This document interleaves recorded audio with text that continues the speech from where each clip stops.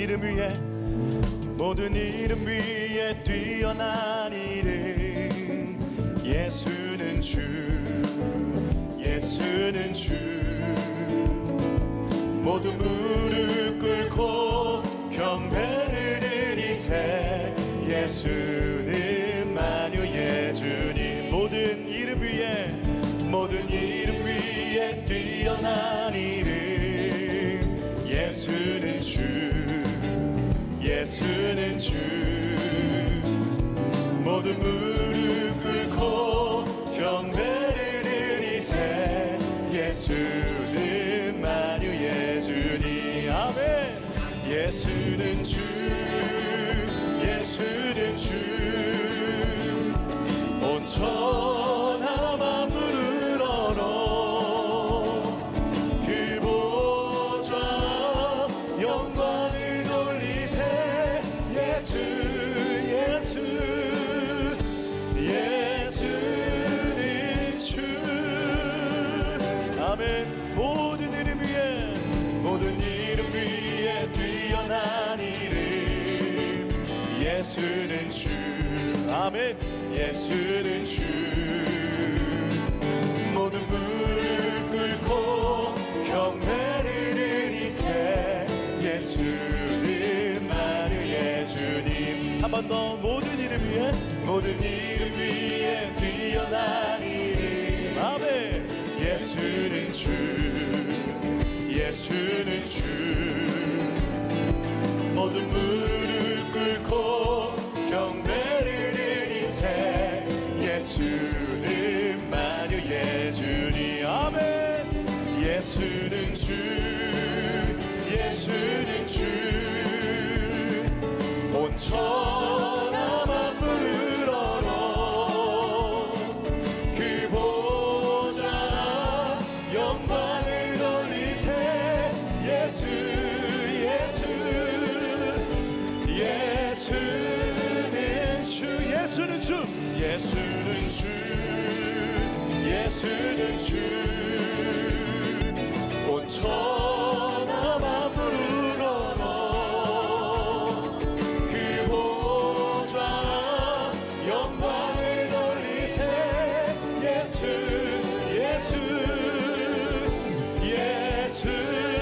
선포합시다 예수는 주 예수는 주 온 천하 만물을 얼어 그 보좌 영광을 돌리세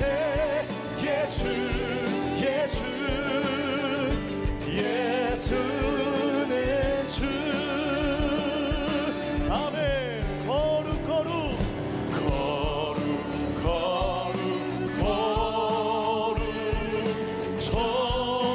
전능하신 주님 이른 아침 우리 주를 찬송합니다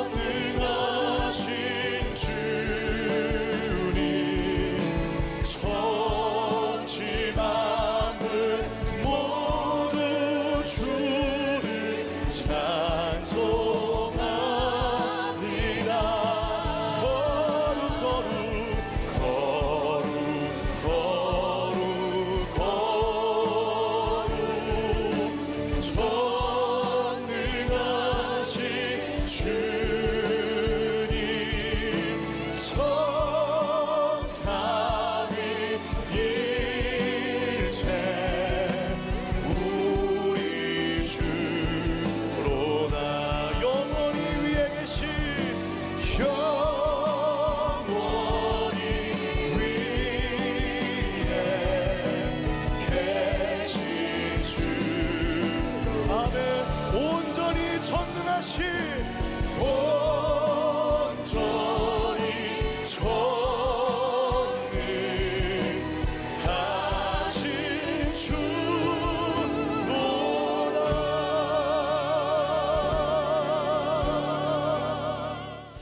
오늘 가룟 유다가 예수님을 은삼십에 팔아 넘기는 이야기입니다. 오늘 제목을 가지고 예수님이 가룟 유다에게 질문을 하지는 않았지만 했을 것 같은 질문, 왜 나를 배신하느냐? 유다야, 너 왜 나를 배신하느냐? Why do you betray me? 라고 하는 이 질문 가지고 우리 한번 신앙을 돌아보려고 합니다. 여러분, 신앙생활을 하다 보면은 여러분이 예상했던 대로 잘 흘러가지 않을 때가 있습니다. 그러면 마음이 서운해집니다. 내가 생각할 때 하나님 이쯤이면 응답해 주셔야 되고, 이 정도 기도했으면 응답해 주셔야 되고, 내가 이렇게 주님 앞에 좀 애쓰고 힘썼으면 이 정도는 해 주셔야 되는데, 뜻대로 그런 일들이 일어나지 않을 때 당황해지다가, 어느새 서운해지다가, 어느새 신앙생활에 재미가 없어지다가 나중에 믿음을 떠나는 사람들을 가끔이 아니라 자주 보게 됩니다. 여러분, 그런 적 없나요? 신앙생활 하다가 하나님께 서운했던 적, 주먹을 푹 끈지면서 하나님 나한테 도대체 왜 이러십니까? 이 정도까지 하시는 이유가 뭡니까? 해서 화가 나기도 하고 원망되기도 하고 서운하기도 한 시간들. 차마 입 밖으로 그런 적이 있다고 말할 수 없어서 그렇지, 어디 그런 생각 안 가진 분이 누가 있겠습니까? 저를 포함하여 다 하나님 앞에 그런 마음 가진 때가 있습니다. 또 그래야 정상입니다. 여러분, 다 이해되면 하나님 아니죠. 하나님이 워낙 크다 보니까 해석이 안 되는 거예요. 하나님 워낙 우리의 지성을 뛰어넘고 우리의 경험을 뛰어넘고 우리의 계획을 뛰어넘어 계시다 보니까 아무리 지성으로, 우리의 머리로, 우리의 판단으로 이해하려고 해도 그분은 그 너머에 계셔서 잘 이해가 안 되어서 서운할 수밖에 없고, 이해가 안 된다는 말이 맞아요. 나는 하나님이 다 이해돼 하는 순간 그분이 하나님인 거죠. 다 이해해버린 사람이 더 위대한 사람 아니겠습니까? 여러분, 신앙생활 하다가 서운할 때도 있고 이해가 안 될 때도 있고 원망될 때도 있고 주먹을 불끈 쥐면서 왜 이러냐고 탁자를 쿵 하고 치는 그런 하나님께 서운한 날이 와도 누구나 다 그런 일들이 있다라는 것을 우선 여러분 전제로 받아들여야 됩니다. 그게 이상한 건 아니에요. 예수님의 12제자 중에 수제자라고 하는 믿음이 제일 좋았던 베드로도 예수님께 서운해서 배신했고, 제일 익스트림 바깥쪽에 있었던 가룟 유다도 똑같이 반응을 했습니다. 다 서운했고 실망했고 또 배반을 했습니다. 누구나 한 번쯤, 아니 여러 번 그런 시간들 찾아옵니다. 따라서 하나님께 서운한 건 이상한 일이 아닙니다. 하나님이 너무 크시기 때문에 그렇다고 말씀드렸죠. 자, 그런데 베드로도 원망했고 3번이나 부인했고 예수님 떠나려고 도망도 쳐봤고, 가룟 유다도 서운해봤고 배신했고, 둘 다 출발점이 같았는데 어느 지점에서 달라집니다. 어느 지점에서 달라지는데 베드로는 갑자기 우는 닭울음 소리에 정신이 번쩍 깨어져서, 영혼을 깨우는 닭울음 소리에 아차 내가 이러면 안 되지 하고 되돌아와 믿음의 길을 걸었고 회개하고 돌이켰고, 그 지점에서 가룟 유다는 영영 주를 떠나버리는, 시작은 같았으나 목적지가 전혀 달라져 버린, 똑같이 의심하고 똑같이 서운하고 똑같이 배반의 길을 걷는 듯 했으나 한 사람은 되돌아오고 한 사람은 끝까지 사망에 이르러 버리는 사람들이 있더라는 거죠. 다시 말씀드립니다. 그 지점까지, 시작해서 예수를 믿다가 어느 지점까지 이럴 때에 서운함도 있고요, 원망도 있고요, 여러분 마음 가운데 여러 가지 감정들이 있을 겁니다. 근데 그것보다 더 중요한 것은 그래서 어떻게 됐냐가 중요한 거예요.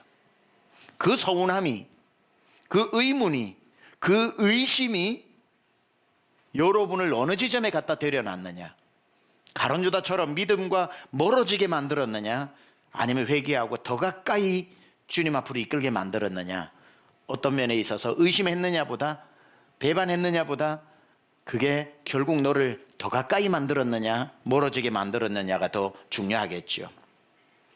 여러 번 인용했습니다만 C.S. 루이스는 기독교 변증가이면서 20세기 최고의 철학자이면서 현자라고 우리는 잘 알려져 있습니다. 독실한 기독교 신자가 되었습니다. 처음부터 그런 건 아닙니다. 근데 그가 이런 말을 했어요. 내가 하나님을 믿는 이유는 그분을 다 모르기 때문이다. 그래요. 자, 하나님을 모르기 때문에 의심이 들어요. 하나님을 모르기 때문에 질문이 많아져요. 하나님의 사랑을 다 가늠이 안 되니까 날 사랑하는지 안 하는지도 느껴지지 않을 때가 있어요. 그런데 그래서 나는 못 믿어가 아니라 C.S. 루이스는 내가 하나님을 지금도 놓지 않고 그분을 계속 따라가고 그분을 추구하고 그분을 갈망하고 그분을 알려고 오늘도 성경에 코를 파묻고 읽는 것은 그분을 다 모르기 때문이다. 오히려 다 모르는 그 의심, 그 질문이 이 루이스에게 하여금 하나님을 떠나지 오히려 못하게 만드는, 하나님과 더 가까이 가게 만드는 역할을 했다는 거죠. 여러분, 하나님이 하나님 되려면 여러분의 머리로 이해가 다 안 되어야 그분 하나님입니다. 시편에서도 시편 기자가 하나님은 얼마나 크신 분인가 한번 재보자 하고 새벽 날개를 치면서 바다 끝에 가봤더니만 하나님은 그 바다 끝에도 계시더라는 거죠. 내가 땅을 파고 가장 깊은 음부에까지 내가 한번 내려가 보자 했는데 하나님은 그곳에서 계시고, 내가 치솟아 하늘 높이 끝에 올라가 봐서도 하나님은 하늘 위에 하늘에 보좌를 들고 앉아 만물을 다스리고 계시더라는 거죠. 하나님은 내 영역 밖에, 내 지성 밖에, 내 질문 밖에, 내 경험 밖에, 내 의심 너머에 여전히 하나님으로 존재하고 있기 때문에 우리는 매일 하나님을 더 알아갈 수 있는 것이고, 그것 때문에 우리는 하나님이 궁금해서라도 떠날 수가 없는 거지요. 종교개혁을 했던 마틴 루터가, 제가 전도서 바람을 잡는 그대에게 강해 설교를 할 때도 여러분에게 한번 소개한 적이 있습니다만은, 루터가 그렇게 종교개혁을 하고 하나님을 떠나지 않고 끝까지 하나님의 사람으로 남을 수 있었던 것은 그의 고백 속에서 그 힌트를 찾을 수 있습니다. 나에게 하나님은 언제나 모퉁이를 돌아가시는 하나님이었다, 이런 표현을 썼습니다. My God always works around the corner, 이런 말을 합니다. 내 하나님은 언제나 내가 안다 싶으면은 모퉁이를 돌아가시고, 내가 그분을 잡았다 싶으면은 또 모퉁이를 돌아가시고, 이 정도면 내가 하나님을 충분히 안다고 했을 때에 또 나 앞에서 자취를 감추시는, 그래서 그의 유명한 말이 있습니다. The hidden God, 숨어 계시는 하나님, 숨어 계시는 하나님. 라틴어로 Deus absconditus라고 그러죠. Deus absconditus, the hidden God. 하나님은 내게 언제나 보이는 듯 하다가 어느 날은 보이지 않고, 잡았나 싶으면 하나님은 더 멀리 가 계시고, 다 알았다 싶으면 하나님의 그 모습은 자취를 감추어 내 평생 하나님을 따라갈 수밖에 없게끔 만드신다. 하나님은 우리를 이런 방법으로 자취를 드러내시기도 하고 감추시기도 하시고, 내가 원하는 방향으로 움직이기도 하시고, 전혀 다른 방법으로 움직이기도 하시고, 오늘은 기도를 안 했는데도 응답을 주시는가 하면 그렇게 기도했는데도 응답을 하지 아니하시고, 때로는 귀찮을 정도로 내 양심을 흔들어 불편하게 만들면서 말씀하시는가 하면서 한 말씀만 해달라고 할 때는 아무 말씀도 안 하시는 방식으로 보여주셨다가 보여주시지 않았다가 보이는가 하면 보이지 않는 방식으로 코너를 돌아가시는 그런 방식으로 우리는 하나님을 계속 열망하도록, 떠나지 않도록 만드는 것. 그것 때문에 이런 하나님 왜 믿어? 보여주었다가 안 보여줬다가 사람 애간장 터지게 말이지. 이걸 요즘 말로 하면은 밀당의 하나님이시거든요. 밀당의 하나님이시거든요. 그것 때문에 아이고 속 시끄러워하고 믿음을 떠나는 가룟 유다의 길을 걷는가 하면은, 나는 이것 때문에 하나님이 궁금해서라도 그분께 더 나가고 그분을 더 알아가고 그분을 더 잡고 그분을 더 추구해야지. 타미 테니는 pursuing God이라는 말을 썼고 하나님을 추구합니다 그랬고, 존 파이퍼는 desiring God이라는 말을 해서 나는 하나님을 갈망한다고 이야기를 했고, 제임스 스미스는 하나님을 욕망한다라고 하는 표현으로 나는 하나님을 날마다 찾아가는 그러한 구도자의 삶을 우리는 살아야 되는 거죠. 하나님은 한꺼번에 알 수 있는 하나님이 아니기 때문에, 한 사건으로 다 해석되어지는 분이 아니기 때문에, 내가 아는 지성으로 다 이해가 되는 분이 아니기 때문에 그런 겁니다. 하나님은 나에게 숨어 계실 때가 많아요. 일주일 내내 주님 어디 계시냐 그래도 숨소리조차 안 내주시는 분, 내 뜻대로 등장해 주지 않는 분, 이럴 때 여러분이 잘 기억하셔야 됩니다. 가룟 유다처럼 뭐 이런 하나님 왜 믿어 하고 떠나가 버리는 것이 아니라, 베드로처럼 다시 되돌아와서 그분 앞에 엎드릴 수 있으려면 하나님의 숨소리조차 들리지 않을 때 여러분이 기억해야 되는 건 그럼에도 불구하고 그분이 내 앞에서 사라지신 것이 아니다라는 것을 아는 것. 말씀하시지 않는다고 숨어 계신다고 그분이 사라진 것이 아니라는 것. 오히려 보이지 않기 때문에 들리지 않기 때문에 주님 더 말씀해달라고, 주님 더 내 앞에서 주님 역사해달라고 주님 앞에 무릎 꿇게 만들었다는 것. 어떤 사람이 이런 말 하더군요. 연애 생활이 왜 부부 생활보다 더 설레는가? 동의하십니까? 연애 생활이 왜 부부 생활보다 더 설레는가? 이유는 날마다 헤어졌다 만나기 때문이다. 날마다 헤어졌다 만나기 때문이다. 그렇게 만나서 하루 종일 커피 마시고 데이트하고 영화를 봐도 저녁이 되면 내일 만나고 헤어지기 때문에 내일 만남이 더 신선하고 그 만남을 위해 밤새도록 또 기다리는 그 설레임이 있는데, 부부는 뭐 더 위대합니다마는 왜 설레지 않는가 하면 아침에 눈 떠보면 눈앞에서 이러고 눈을 뜨나 감으나 내 앞에서 늘 있는 그 모습 속에서 설레임이 점점 희석되어져 가는 거 동의하리라 생각합니다. 우리가 하나님을 열렬히 사랑하고 그분에게 실증나지 않고 그분을 날마다 기다리고 그분을 날마다 따라가는 이 내 마음속에 뭉게뭉게 일어나는 설레임은 하나님의 밀당 때문입니다. 하나님이 보이는 듯 하다가 보이지 않는 듯 하다가 속사포처럼 말씀하시는가 하다가 뚝 끊어진 침묵으로 일관하시는 그 사이에서 나는 하나님을 다 알 수 없습니다. 하나님 너무 크셔서 그 뜻도 모르겠고 행하시는 방법도 모르겠고, 어떨 때는 숨만 쉬어도 응답이 되는가 하면 어느 때는 목에 핏대가 서도록 외쳐도 침묵하시는 하나님, 내가 다 모르기 때문에 날마다 주님 알아가는 그 마음이 설레입니다. 그 의심과 그 이해되지 않음이 오히려 더 가까이 주님께로 나아가는 베드로의 길이 되어야지, 그것 때문에 주님께 서운해서 멀어지는 가룟 유다의 길이 되어서는 안 된다는 말을 지금 계속 하고 있는 겁니다. 필립 얀시, 제가 자주 여러분에게 소개하는 기독교 작가입니다. 필립 얀시가 쓴 여러 가지 책 중에 제가 한번 소개한 적이 있죠. 하나님 당신께 실망했습니다라는 책이 있어요. 하나님 당신께 실망했습니다. 하나님을 믿다 보면 하나님께 실망을 하게 되죠. Disappointment with God 이라고 하는, 저는 미국에서 영어로 이 책을 먼저 읽었습니다만은 Disappointment with God, 하나님에 대한 실망. 한국 책으로는 하나님 당신께 실망했습니다라는 책이 있어요. 여기에 실존하는 주인공 리차드라고 하는 필립 얀시가 직접 만난 한 사람이 주인공으로 등장합니다. 리차드라고 하는 이 남자는 신학교까지 졸업한 독실한 크리스찬인데, 독실한 크리스찬으로 믿는 하나님께 수많은 질문을 던졌으나 하나님의 침묵 때문에 이 책의 끝에 리차드는 비로소 믿음을 회복한 게 아니라 믿음을 떠나버리게 됩니다. 이 리차드가 자기 인생 가운데에서 세 가지 질문을 이 책 속에서 우리에게 묻고 있는 겁니다. 하나님을 믿는데 이 책은 세 가지 주제를 말해요. 첫째, 하나님은 정말 공의로우신가? 왜 선한 사람이 핍박을 받고 악한 사람이 저렇게 잘 살고 있는지에 대한 이해되지 않는 하나님이 내버려 두심. 두 번째, 하나님은 왜 침묵하시는가? 성도가 저렇게 한 말씀만 내게 해달라고 하는데도 불구하고 하나님은 왜 아무 말씀도 하지 않고, 긴 고통, 리차드 자기 자신의 경험입니다. 내가 하나님의 침묵을 진절이 나도록 하나님의 침묵이 지겨워서 떠나게 되는 거죠. 세 번째, 그가 이런 질문을 던집니다. 하나님은 왜 숨어 계시는가? 하나님은 왜 숨어 계시는가? 첫째, 하나님은 공의로우신가? 하나님은 왜 침묵하시는가?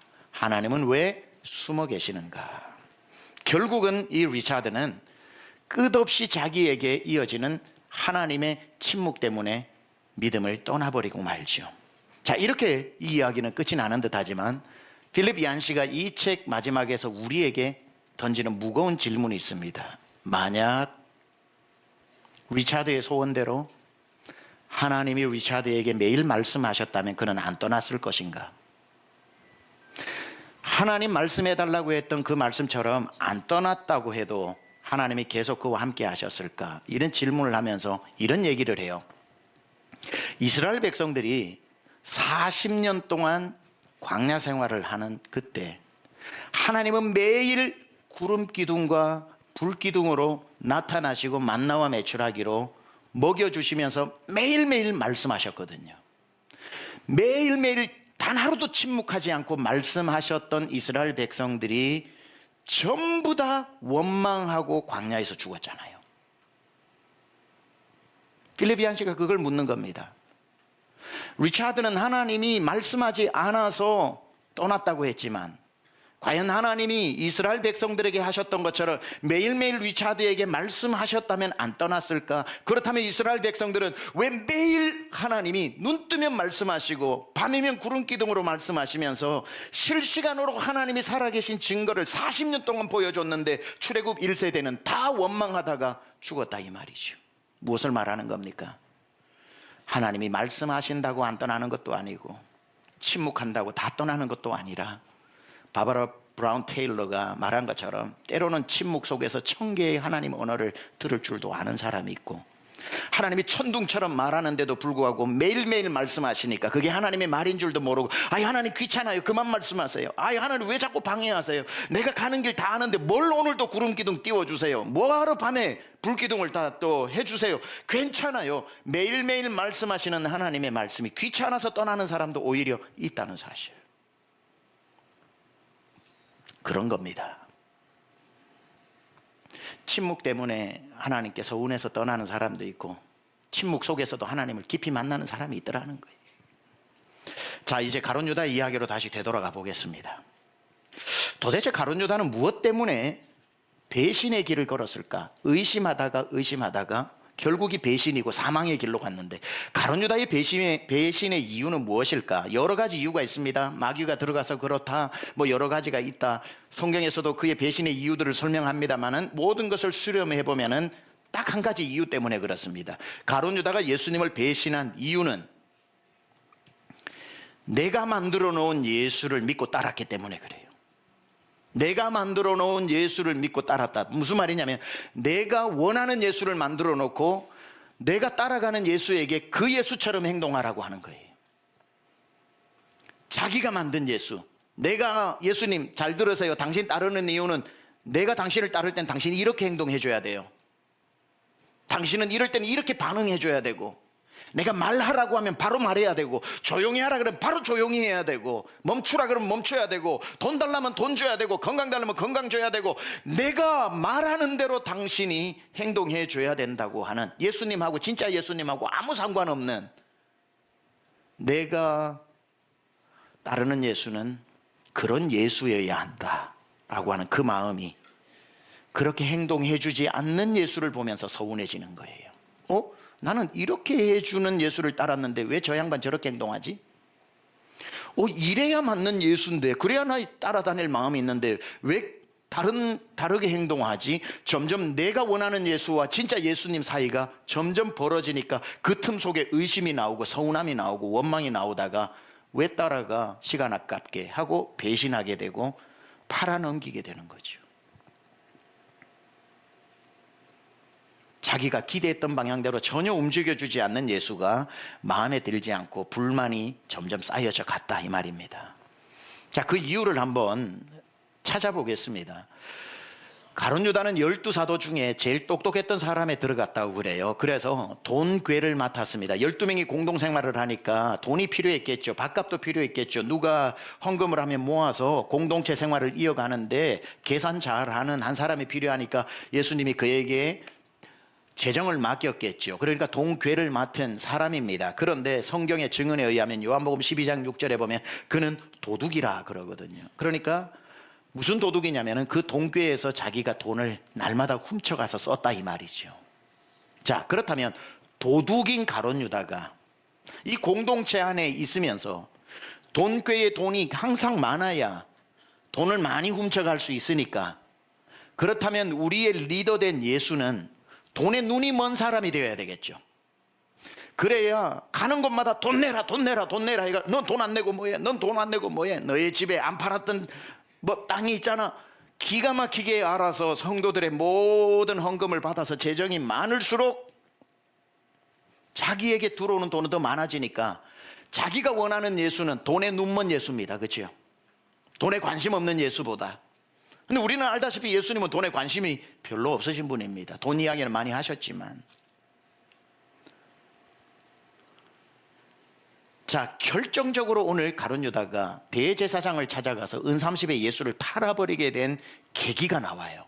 그게 뭐냐면 오늘 마태복음 26장 오늘 본문 바로 앞에 등장하는 사건이 뭐냐면은 마리아가 향유를 가지고 와서 예수님 머리에 붓는 그 장례를 준비하는 이야기가 나옵니다. 자, 그때 제자들 12명이 있었고 가룟 유다도 앉아 있었을 텐데 마리아가 향유를 가지고 딱 들어오는데 이 재정을 맡은 가룟 유다는 돈에 엄청나게 예민하기 때문에 딱 들고 오는데 그 향유의 크기를, 옥합의 크기를 딱 보고 마리아가 지금 흔드는데 보니까 5분의 4가 찼어. 저 크기에 저 정도면 머릿속에 300데나리온 딱 나와요. 이야, 300데나리온이면 오늘 30데나리온은 그냥 들어오겠는데 이 생각을 하는데 그걸 그냥 예수님 머리에 부어버리는 겁니다. 얼마나 아까워요. 지금 돈이 지금 땅에 지금 쏟아져서 없어지는 겁니다. 그러면은 돈 욕심 있는 예수님이라면 내 마음처럼 행동해 줘야 되겠죠. 예수님이 화들짝 놀라시며 이르시되 마리아야 네가 미쳤느냐? 이것을 팔아 300데나리온을 가지고 와서 나에게 줬더라면 가난한 사람에게 주지 않았겠느냐? 이렇게 예수님 말씀하셔야 되니까 예수님이 근데 말씀을 안 하시니까 자기 마음에 있던 그 말을 자기도 모르게 툭하니 얘기해 버리는 거죠. 가룟 유다가 마리아를 꾸짖어 이르되 이것을 300데나리온에 팔아 가난한 자에게, 관심도 없으면서 가난한 자에게 그런 어떤 명분을 대는 거죠. 가난한 자에게 나누어 줘야 되는 것이 맞지 않겠느냐? 당장 남은 거라도 가서 팔아가지고 가져와서 이 돈꾀에 넣어라. 그러면 내가 갖다 팔아서 가난한 자에게 주리라.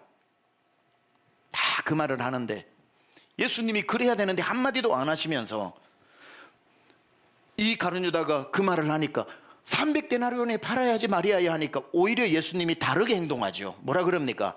가만두어라. 저가 내게 좋은 일을 하였느니라. 그때에 이제 가룟 유다의 마음속에 응답하라 1998의 그 효과음이 나오는 거죠. 매 하는 소리가 들리죠. 와와와와와와.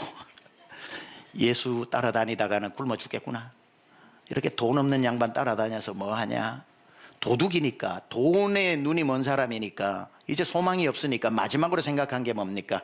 예수를 따라다녀서 이제는 돈 생기기는 다 틀렸고 마지막 돈 챙기는 방법은 이 양반 팔아버리는 것밖에 없다. 그리고는 그 사건 바로 뒤에 등장하는 게 오늘 본문 대제사장을 찾아가 예수를 은 30에 파는 거예요.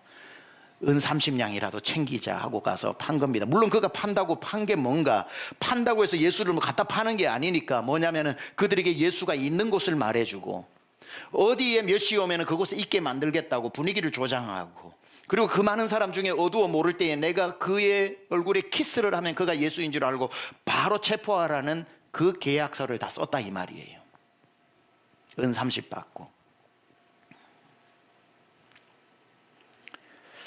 그리고 가룟 유다의 전승에 의하면은 가룟 유다와 예수님의 정치적 성향이 전혀 맞지 않았다 그래요. 가룟 유다는 아주 급진적인 하나님의 나라를 꿈꿨고 예수님이 다른 제자들도 그렇게 처음에 생각을 했지만 이제 저 헤롯의 보좌에 예수님이 앉으시고 로마를 다 물러내고 진짜 왕으로 이스라엘을 다스리는 정치적 메시아로 생각을 했는데 처음에 그런 줄 알고 따랐는데 제자들이 따랐는데 예수님은 점점점 곁길로 가면서 나는 그런 나라 관심 없다. 나는 하나님의 나라, The Kingdom of God, 하나님의 나라를 너에게 주고 나는 보좌에 앉는 것이 아니라 십자가로 간다 생각을 하니까 가룟 유다가 점점 정치 성향이 다른 거예요. 나는 야당인데 저분 여당이네. 나는 여당인데 저분 야당이네. 나는 누구 이런 나라를 꿈꾸는데 저 사람은 저런 나라를 따르네. 점점점 정치적 성향이 달라지니까 예수가 점점 필요 없어지는 거죠. 나랑 다른 생각으로 다른 지금 나라를 꿈꾸고 다른 이야기를 하고 있으니까. 그러니까 재정관도 다르죠. 따라다니다 보니까 정치관도 다르죠. 삶의 목적도 땅이냐 하늘이냐 목적관도 다르죠. 인생에 모든 것이 달라지는, 내가 생각하는 예수는 이런 예수여야 하는데 따라다녀 본 예수는 전혀 다르니까 그때부터 그 틈 사이에 마귀가 들어와서 자꾸 속삭이는 거죠. 처음에 12제자가 예수님을 따를 때는 모든 것을 버려두고 따랐다 그래요. 모든 것을 버려두고. 자, 모든 것을 버려두고 따르는 이유는 뭡니까? 내 앞에 예수님이 모든 것보다 귀하기 때문이잖아요. 사람은요, 더 귀한 걸 위해서 덜 귀한 걸 버리지 덜 귀한 걸 위해 더 귀한 걸 버리는 사람은 없습니다. 그렇죠? 모든 것을 버렸다는 것은 첫날 예수를 따를 때 예수님은 세상 무엇보다 가장 귀했기 때문에 버리는 게 아깝지 않았던 거죠. 그래서 가룟 유다를 비롯하여 12제자가 처음에 따를 때 첫날 불렀던 곡이 뭔지 신방을 가보니까 이 노래를 제일 많이 부르더라고요. 금보다 귀한 나의 주님 내게 만족 주신 주. 이걸 제일 많이 불렀어요. 예수님이 금보다 귀한 분이셨습니다. 찬송가는 뭐 불렀나 보니까 주 예수보다 더 귀한 것은 없네, 이 세상 행복과 바꿀 수 없네. 예수님이 제일 귀했어요. 금보다 귀한 예수님 따라다니다 보니까 내 생각과 다르고 나에게 물질의 복을 주기는커녕 이 세상의 권력을 주기는커녕 전혀 지금 다른 길을 걷고 있는 예수를 보다 보니까 이 가룟 유다에게 급기야 마지막에 예수의 가격은 금보다 귀한 게 아니라 은 30짜리밖에 안 되고 하찮게 여기고 예수를 30에라도 빨리 팔아넘기자라고 하는 하찮은 예수가 되었는데, 은 30이 얼마인 줄 아세요? 오늘날 돈으로 환산하면 50만 원이에요. 50만 원에 팔았다 이 말이에요. 우리 주변에도 그래요. 신앙생활 처음 할 때 예수가 나에게 무슨 부귀 영화 형통 모든 걸 주는 줄 알고 다 버리고 교회 와서 충성하고 헌금하고 신앙생활을 하면서 금보다 나의 귀한 주님 괜찮아요, 나 버려도 돼요, 주님 10배로 주실 거니까 10,000배로 주실 거니까 하고, 내가 원하는 예수 내가 행한 대로 갚아주고 내가 한 대로 더 하여 주시고, 이런 생각들로 내 안에 꽉 차 있었는데, 여러분 신앙생활을 해보니까 의외로 그런 일이 계산기 두드리듯이 딱딱 되는 게 아니라 주님이 먹고 입 닦으실 때도 많고, 그런 지금까지 침묵하고 계시고, 기도하면 응답하신다고 그랬는데 응답이 3년째 안 될 때도 많고, 이거 도대체 머리가 헷갈려가지고 이거 아닌데, 나 이러려고 예수 믿은 거 아닌데, 그러려고 충성한 거 아닌데, 내 젊음 바친 거 아닌데, 아까운 돈 드린 거 아닌데, 시간 바쳐 몸 바쳐 충성한 것 아닌데, 이게 뭐지? 점점 머리가 복잡해져요. 시간이 지날수록 점점점 나와 예수님이 내 안에 내가 원하는 예수와 진짜 일하시는 예수님이 점점 달라지다가 나중에 금보다 귀한 예수님이 50만 원도 안 되는 하찮은 예수가 되어버린 가룟 유다와 같은 사람이 교회 안에 많다 이 말이에요. 가룟 유다의 배신의 이유는 만 가지 이유가 있어도 수렴하면 한 가지입니다. 내가 생각했던 예수가 아니었기 때문에 내가 배신했다. 예수님이 은 30에 팔고 나오는 그 가룟 유다를 찾아가 만약에 물으셨다면 네가 왜 나를 배신했느냐 하면 가룟 유다 이렇게 대답할 겁니다. 예, 예수님, 당신은 내가 생각하는 예수가 아니었습니다. 내가 원하는 대로 당신은 단 한 번도 행동해 주지 않았습니다. 이렇게 말했을 겁니다. 오늘날도 수많은 잠재적 가룟 유다 성도들이 교회 안에 가득 있습니다. 내가 원하는 대로 응답해 주면 당장에 찬양할 것이요, 내가 원하는 대로 응답 안 해주면 당장에 원망할 것입니다. 내가 원하는 대로만 당신이 움직여준다면 내 평생 교회 떠날 일은 없을 것이고, 내가 원하는 대로 당신이 행동해 주지 않는다면 나는 언제든지 교회를 떠날 것입니다. 그래서 여러분 주변에 가끔씩이 아니라 매우 자주 만나는 사람이 왕년에 그렇게 열심히 신앙생활하다가 교회를 등지고 이제는 교회를 욕하고 교회 다니는 사람을 하찮게 여기고 예수를 아주 하찮게 여기는 사람들, 저 사람 교회 다닌 적이 있었던 사람이 맞나, 내가 알던 그 사람이 맞나 싶을 정도로 교회와 예수에 대해서 적대적인 사람이 있지요. 그리고 뭐라 그럽니까? 하찮게 여기면서 야, 아직도 교회 다녀? 뭐하러 다녀? 예수가 밥 먹여주대? 예수가 너한테 해준 게 뭔데? 야, 교회 탈출은 지능순이야. 빨리 나와. 하루라도 젊을 때 네 인생 살아. 뭘 교회에다가 갖다 바치고 청춘 다 버리냐. 나와보니까 더없이 좋더구만. 그 말에 속지 마십시오. 가룟 유다의 속삭임입니다. 그분은 안타깝지만 왜 그랬는지 이해되지만 하나님께 실망했으니까 그랬겠지요. 하나님께 실망한다고 다 그 길을 걷는 거 아닙니다. 10번 20번 이해되지 않아 하나님 왜 이러시냐고 울다가도 다시 회개하고 주님 앞으로 돌아와 예수를 따르던 베드로 같은 사람도 많다 이 말이에요. 여기 의심 한번 안 해본 사람 어디 있습니까?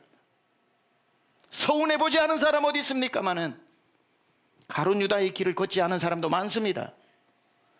하나님 앞에 서운해져서 교회를 떠나고 예수를 떠나 예수 믿는 사람들을 발톱의 때만큼 하찮게 여기는 그 마음, 은삼십도 안 되게끔 예수를 팔아버리는 가룟 유다의 길을 걷고 있는 안타까운 사람들을 부러워하거나 그 말에 귀를 기울이지 마십시오. 그건 사망의 길입니다. 하나님의 뜻을 다 헤아리지 못해서 섣부른 어리석은 판단을 빨리 해버린 결과인 겁니다. 여러분, 신앙생활을 하고 예수님의 제자가 되어 살아간다는 게 뭐냐면, 여러분 분명히 이거는 진짜 주님도 답답하실 거예요.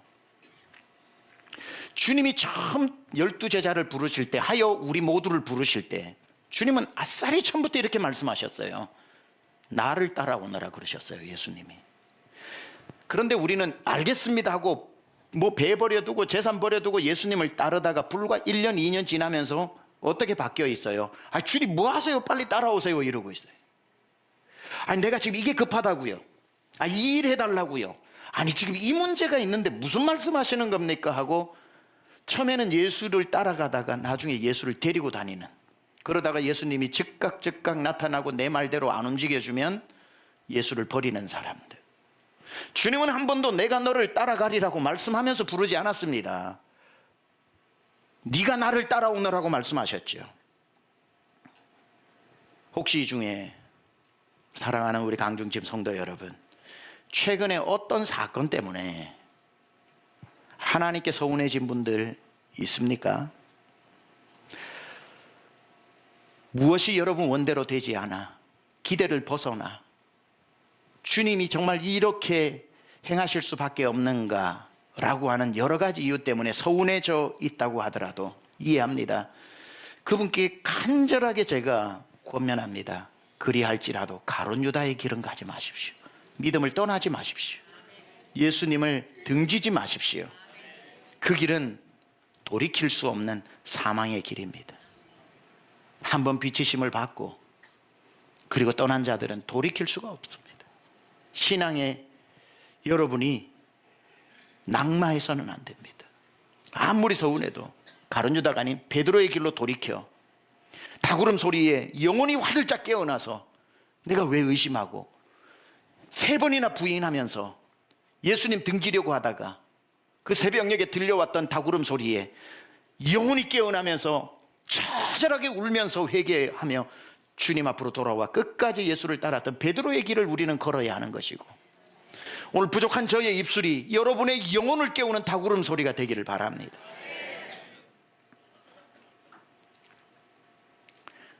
여러분, 오늘부터 분명히 누가 누구를 따라다녀야 되는지 정리하시기 바랍니다. 내가 예수님을 따라다녀야지, 예수님이 날 따라다니는 건 아닙니다. 사형리라고 하는 전도 책자에 보면 이런 예화가 나와요. 기차가 있습니다. 기차는 2개로 나뉘어져 있어요. 크게 보면 하나는 기관차, 엔진이 있고 기관사가 있어서 자체적으로 움직이는 기관차가 있어요.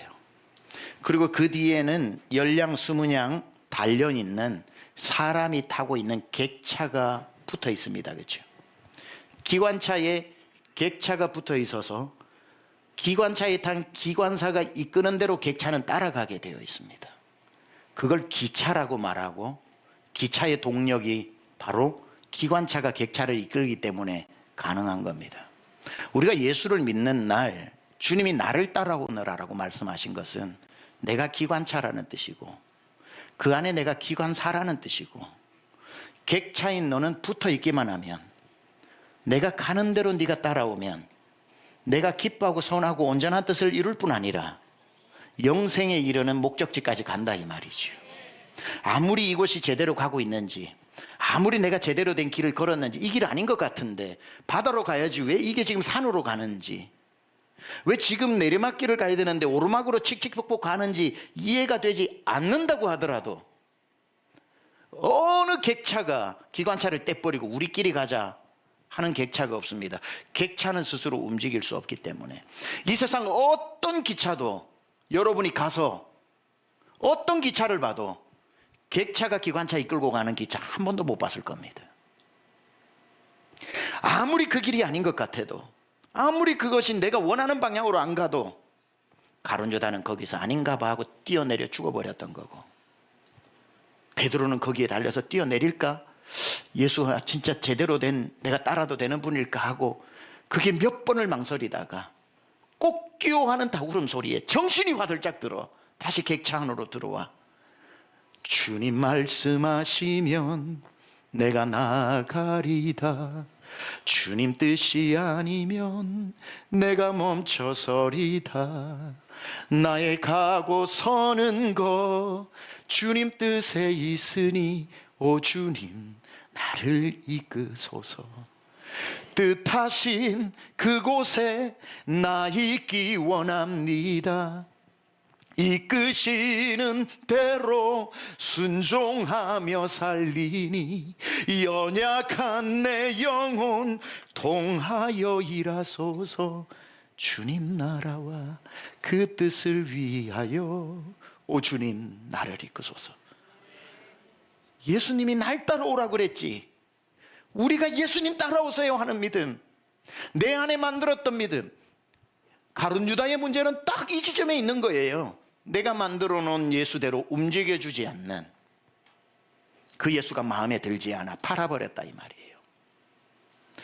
내가 만든 예수는 진짜일 수 없이 가짜겠지요. 팀 켈러의 책에 내가 만든 신이라고 하는 책이 있습니다. 영어로 Counterfeit of God, Counterfeit Gods라고 해서 소문자로 S 복수입니다.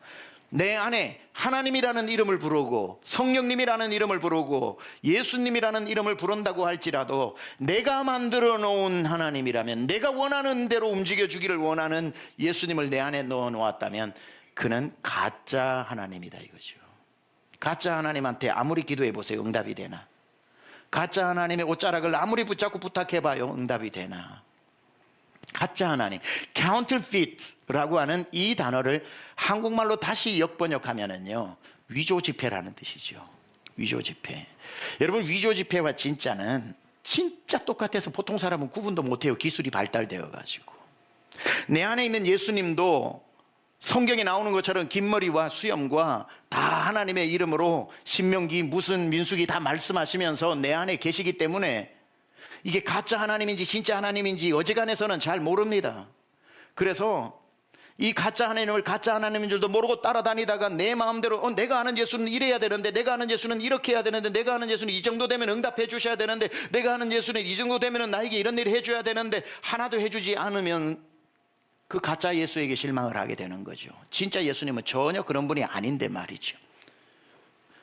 지금도 그런지는 모르겠습니다만은 제가 은행에서 취직을 한 은행원들이 한 달 동안 연수를 받을 때에 제일 많이 훈련시키는 게 위조지폐 찾아내는 훈련이라고 그래요. 은행에 가짜 돈이 많이 들어오니까. 그러면 한 달 동안 할 때에 위조지폐 찾는 법, 지금도 이제 예전에 그랬다고 했는데 지금도 그러는지 한번 확인을 해보니까 지금도 그렇게 많이 한다고 그래요.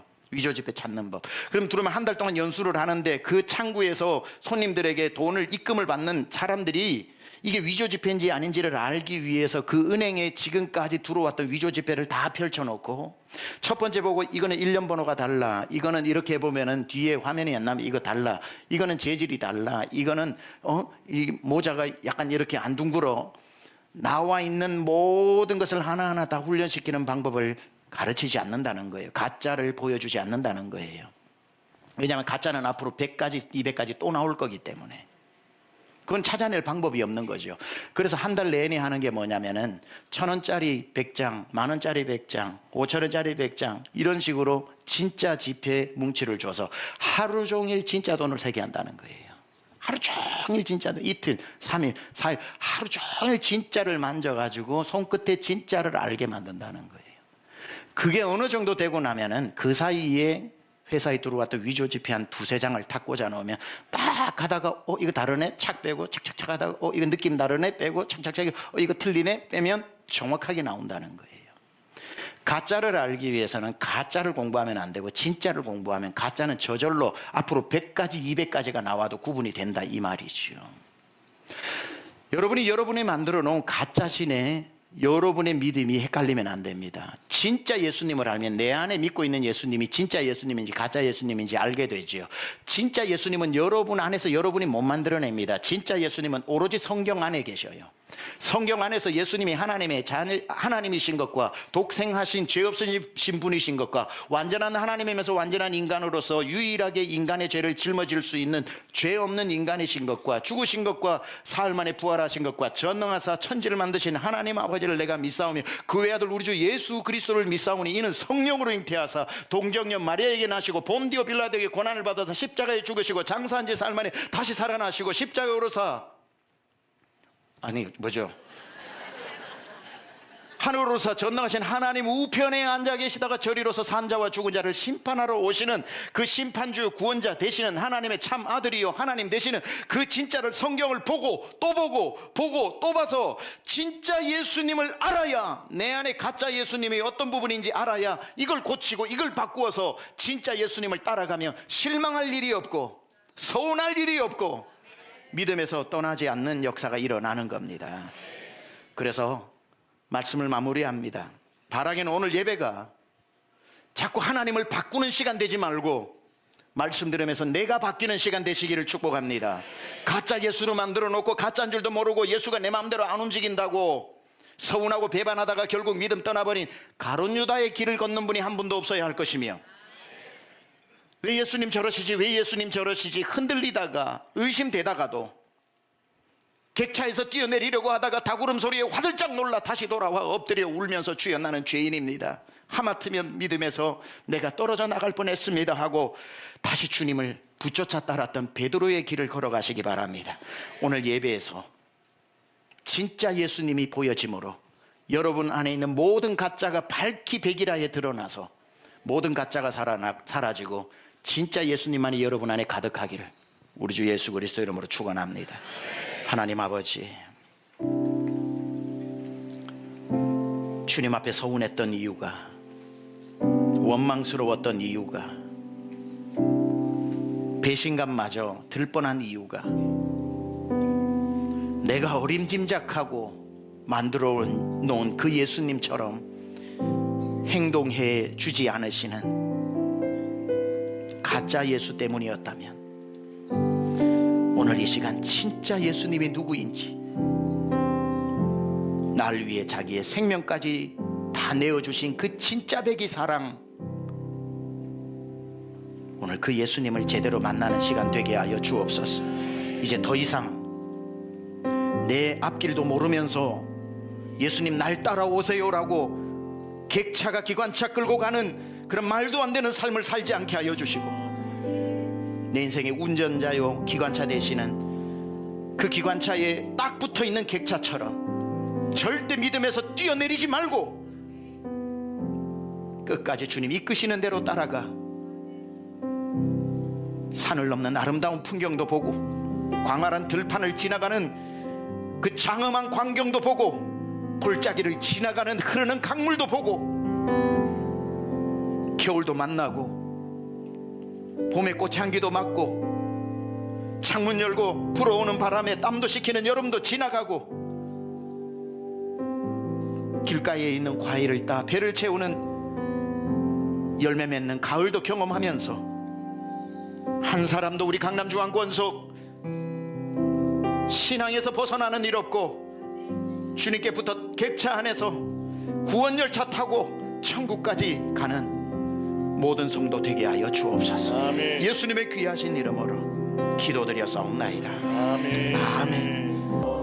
이제는 우리 주 예수 그리스도의 은혜와 하나님 아버지의 놀라우신 사랑하심과 성령님의 감동 내주 교통 역사하심이 오늘 주 앞에 나와 예수님을 다시 끝까지 따라가기로 결단하고 다짐한 성도들과 먼 타국의 군대에 멀리 나가 있는 우리 강남중앙 권속들과 사랑하는 대한민국과 위정자들과 교회와 지도자들과 선교사님과 선교지와 온 세상에 고난받는 백성들 그 현장의 머리머리 위에 지금부터 영원토록 함께 하옵시기를 간절히 축원하옵나이다. 아멘.